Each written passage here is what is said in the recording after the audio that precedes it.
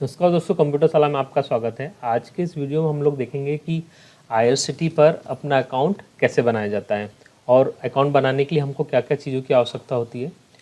तो अगर आपको अपना अकाउंट क्रिएट करना है तो सबसे पहले चीज़ आवश्यकता होगी, आपके पास एक वैलिड ईमेल आईडी होना चाहिए और एक वैलिड मोबाइल नंबर होना चाहिए जिस पर आप ओटीपी रिसीव कर सकते हैं।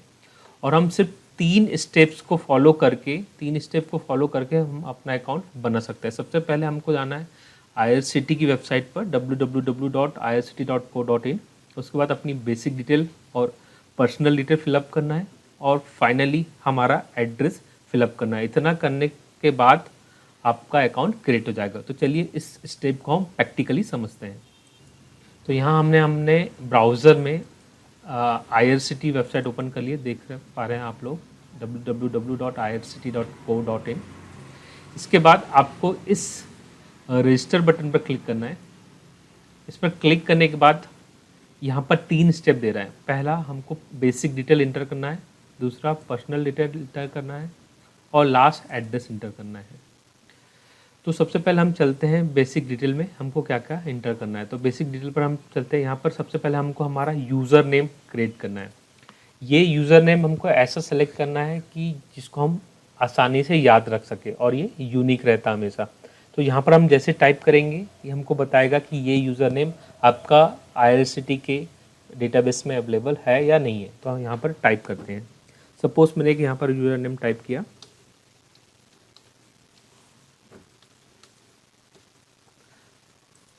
तो ये बता रहा है कि ये अवेलेबल नहीं है, ये ऑलरेडी रिजर्व है। तो उसमें मैं कुछ चेंजेस करता हूँ, थोड़ा सा और उसमें ऐड कर देता हूँ। ठीक है, इतना करने के बाद इसने यहाँ पर कोई भी एरर मैसेज नहीं दिया। इसका मतलब ये यूज़र नेम अवेलेबल है। आपको इस यूज़र नेम को हमेशा के लिए याद करके रखना है, क्योंकि जब भी आप आईआरसीटी के पोर्टल में लॉगिन करेंगे तो इस यूज़र नेम की आवश्यकता पड़ेगी। तो यूज़र नेम हमारा फाइनल हो गया। उसके बाद हमको यहाँ पर पासवर्ड डालना है। पासवर्ड भी ऐसा रखिए जिसको आप याद रख सकें, और सिंपल भी मत रखिएगा, थोड़ा सा कठिन रखिएगा ताकि आप उसको कोई इजीली, दूसरा बंदा उसको इजीली गैस ना कर पाए। तो हम यहाँ पर पासवर्ड इंटर कर देते हैं। ठीक है,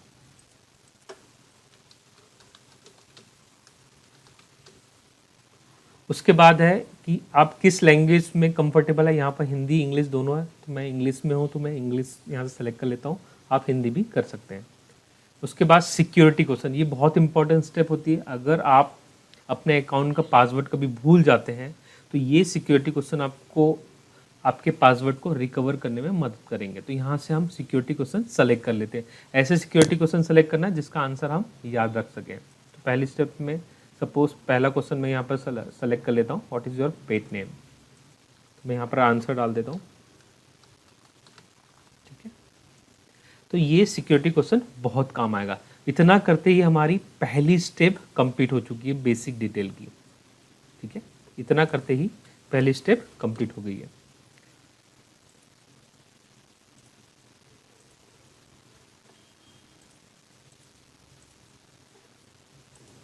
अब हम हमारी सेकेंड स्टेप पर आगे बढ़ते हैं और हमारी कुछ पर्सनल डिटेल है यहाँ पर इंटर करते हैं। इसके लिए हम यहाँ पर कंटिन्यू बटन प्रेस करते हैं। तो ये हमको सेकेंड स्टेप पर लेके आया। यहाँ पर एक चीज़ और ध्यान रखना है कि जो पर्सनल डिटेल हम डाल रहे हैं, यहाँ पर जो नाम है हमको वो डालना है जो कि हमारे आधार कार्ड से मैच होता हो। अगर आप ऐसा नहीं करोगे तो आगे चल के जब आप वेरिफिकेशन करवाओगे तब वहाँ पर दिक्कत आएगी। अगर आप आईआरसीटी का वॉलेट भी बनाते हो तब भी आपको दिक्कत आएगी। तो ये आपको ध्यान रखना है कि यहाँ पर हम जो आईडी डाल रहे हैं आधार कार्ड, उसमें यहाँ पर पर्सनल डिटेल में नाम वैसा ही डालें जैसा कि हमारे आधार कार्ड में है।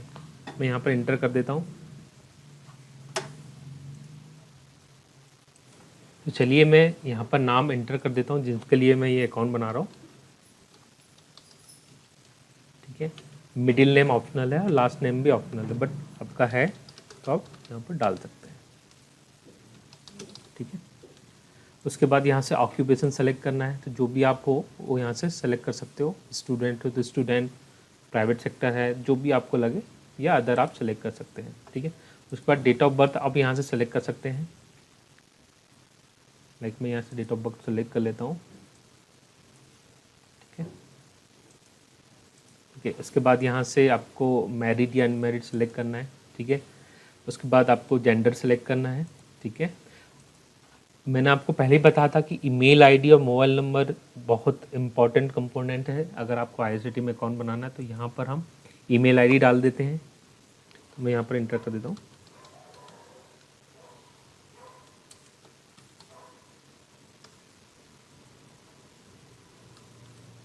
ईमेल आईडी वैलिड इसलिए होना ज़रूरी है क्योंकि ये एक वेरिफिकेशन कोड सेंड करेगा अकाउंट को एक्टिवेट करने के लिए ईमेल आईडी और मोबाइल नंबर पर, इसलिए दोनों वैलिड होना चाहिए, अदरवाइज़ आपका अकाउंट क्रिएट नहीं होगा। तो मैंने यहाँ पर ईमेल आईडी डाल दिया है। उसके बाद मैं यहाँ पर मोबाइल नंबर डाल देता हूँ। ठीक है, और यहाँ से मैं ठीक है नेशनलिटी सेलेक्ट कर लेता हूँ इंडिया। ठीक है, इतना करते ही मेरी सेकेंड स्टेप कंप्लीट हो चुकी है। पर्सनल डिटेल मैंने यहाँ पर फिलअप कर दिया है। उसके बाद मैं कंटिन्यू पर क्लिक करूँगा। ठीक है, ये हमारी लास्ट स्टेप है, इसमें हमको एड्रेस फिलअप करना है। तो कोशिश करें कि ये एड्रेस भी वैसा हो जो कि हमारे आधार कार्ड पर हो। ज़रूरी नहीं, आप कोई भी करेंट एड्रेस भी यहाँ पर डाल सकते हैं। तो यहाँ मैंने अपनी एड्रेस डिटेल यहाँ पर एंटर कर दी है। यहाँ पर एक और चीज़ इन्होंने मैंडेटरी कर दी है कि यहाँ पर जो पोस्ट ऑफिस है उसका नंबर, तो यहाँ पर आप कोई भी नंबर डाल सकते हैं, ज़रूरी नहीं कि पोस्ट ऑफिस का हो। उसके बाद एक और चीज़ है, यहाँ पर दो ऑप्शन है, copy residence to office address. अगर आप यस करते हो तो जो आपका करेंट एड्रेस है वही आपका ऑफिस एड्रेस हो जाएगा। अदरवाइज अगर आप नो करोगे तो एक नई फील्ड होगा जिसमें आप अपना ऑफिस का एड्रेस डाल सकते हैं। तो बेटर आप इसको यस कर दीजिए। फिर यहाँ पर एक चेक बॉक्स बोल रहा है कि आप ये एक प्रमोशनल ईमेल्स के लिए है, तो इसको अगर आप टिक करना तो करें, अदरवाइज नहीं करें, कोई दिक्कत नहीं है। उसके बाद एक यहाँ पर एक कैप्चा आ रहा है सिक्योरिटी पर्पज़ के लिए, तो मैं इस कैप्चा को टाइप कर देता हूँ। ठीक है, उसके बाद एक इनका एग्रीमेंट, इसको हमको सेलेक्ट करना ही पड़ेगा, अदरवाइज हम आगे नहीं बढ़ पाएंगे। तो इसको मैंने सेलेक्ट कर लिया। इतना करने के बाद मैं अब इस रजिस्टर पर क्लिक करूँगा। उसके बाद ये कंफर्मेशन बता रहा है कि आपका मेल आईडी ये है और आपका मोबाइल नंबर ये है। तो यहाँ पर एक वार्निंग दे रहा है कि आप इसको क्रॉस चेक कर लें, क्योंकि जैसे ही ये रजिस्टर्ड होगा उसके बाद अकाउंट को एक्टिवेट करने के लिए इस ईमेल आईडी पर एक ओटीपी आएगा और इस मोबाइल नंबर पर एक ओटीपी आएगा, तभी आपका अकाउंट एक्टिवेट होगा। तो मैं यहाँ पर इसको ओके कर देता हूँ। तो रजिस्टर पर क्लिक करते हुए यहाँ पर एक मैसेज आया, you have been successfully registered. User ID ये बता दिया है कि ये यूज़र आईडी बन गया है। अब बोल रहा है कि verify your mobile number and email ID to enjoy our services. ठीक है, तो मैंने आपको पहले ही बताया था कि अकाउंट को एक्टिवेट करना है हमको, तो यहाँ पर इस लिंक पर हमको क्लिक करना है, click here to log in and activate your account. ठीक है, तो ये हमारा यूज़र आईडी है, हम इसको सेव करके रख लेते हैं। ठीक है, अब हम यहाँ पर क्लिक करेंगे, click to log in and activate. ठीक है, तो लॉगिन पर हमने क्लिक करना है यहाँ पर।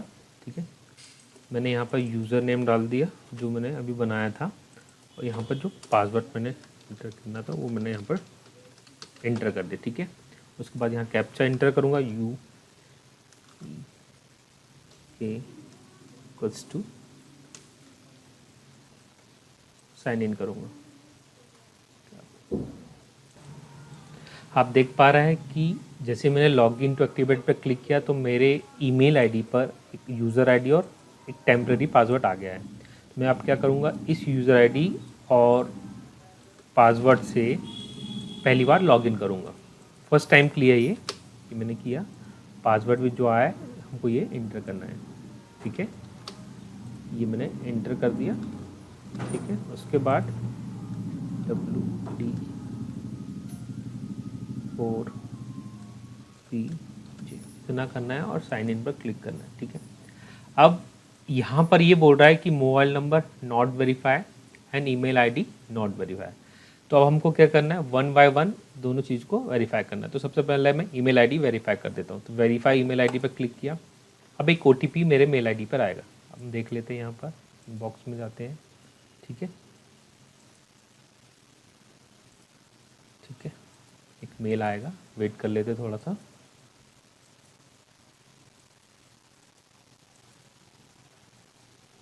थोड़ा सा टाइम लगता है इसमें आने में। ठीक है, ये ईमेल आईडी पर मेरा ओटीपी आ चुका है, इसको मैं कॉपी कर लेता हूँ और यहाँ जाके ओटीपी इंटर कर देता हूँ। और सबमिट द OTP को, इस पर क्लिक कर देता हूँ।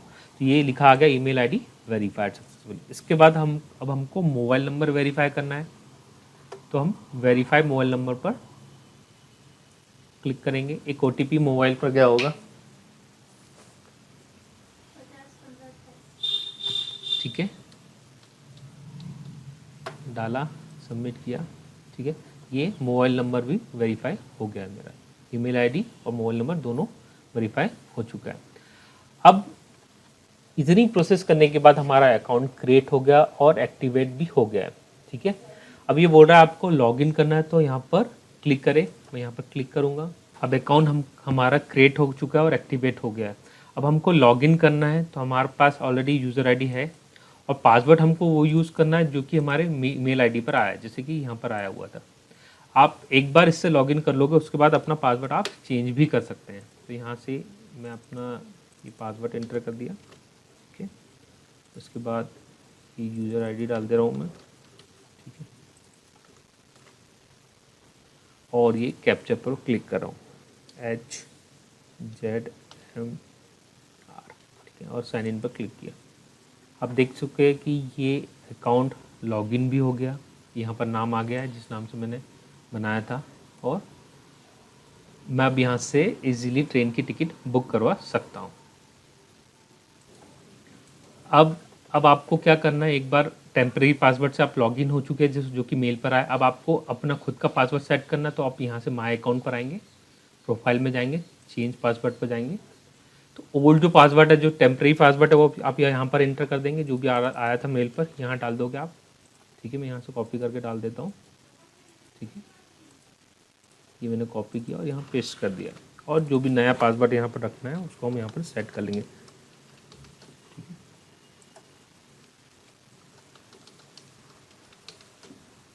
ठीक है।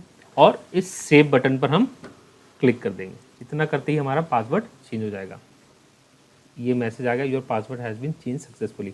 अब नेक्स्ट टाइम हमको लॉगिन करना है, तो हम हमारे जो नया पासवर्ड हमने चेंज किया है उससे हमको लॉगिन करना पड़ेगा। आगे की वीडियो में हम लोग देखेंगे कैसे हमने जो अकाउंट क्रिएट किया है उससे हम टिकट कैसे बुक करवा सकते हैं। अगर आपको हमारा वीडियो पसंद आया हो तो हमारे चैनल को लाइक और सब्सक्राइब करना ना भूले, साथ ही बेल आइकन को प्रेस करना ना भूले, ताकि लेटेस्ट अपडेट सबसे पहले आप प्राप्त कर सके। Thank you for watching computer साला।